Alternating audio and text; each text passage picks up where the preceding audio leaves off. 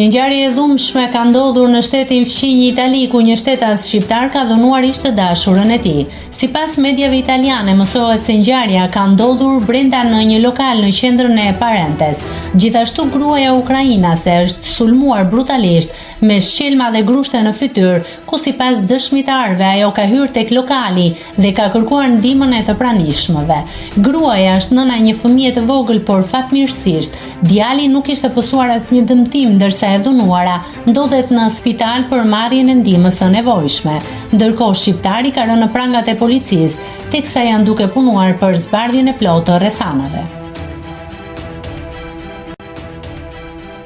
Nëse klikoni mbi butonin subscribe, do t'ju shfaqen të gjitha publikimet tona. Ju ftoj t'i bëni subscribe kanalit, të pëlqeni videot dhe të lini komentin tuaj.